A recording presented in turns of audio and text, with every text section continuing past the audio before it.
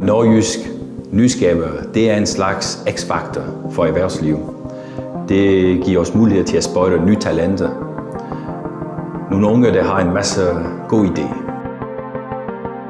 Vi har brug for blodtransfusion, livstransfusion, nytænkning i vores virksomheder. Vi har brug for at skabe en fremtid i Region Nordjylland, i Danmark i det hele taget. Og det gør vi med at have en masse unge med nytænkning. Og derfor er det vigtigt, at vi sætter iværksætteri, innovation, kreativitet på dagsordenen. Det de får ud af det er selvfølgelig at få prøvet deres idé. De vil få en reaktion om det er noget, der er bæredygtigt. De vil få en masse værktøj med sig om, hvordan de kan udvikle deres idé videre.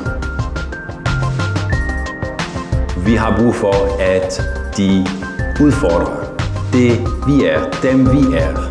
Og den vej kan vi skabe innovation, nytænkning, nye arbejdspladser, nye virksomheder. Jeg har valgt at være dommer i Nordjysk Nyskaber, fordi for det første, jeg var nysgerrig. Jeg var nysgerrig til at høre de unge, som vi har i vores uddannelse, og der kommer om nogle få år på arbejdsmarkedet. Hvem er de? Hvordan er de? Hvad kan de? Så er det også vigtigt, at jeg deler mine erfaringer, min viden sammen med andre. At jeg hjælper de unge med at ville tænke nyt. At skabe en ny idé.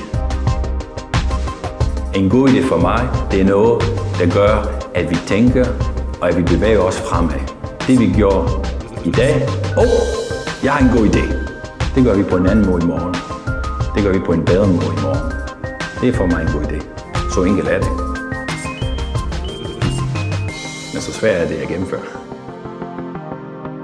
Kom nu frem med jeres idé. Kom og bevis, at det er kreativitet i jer, som vi kan bruge i fremtiden.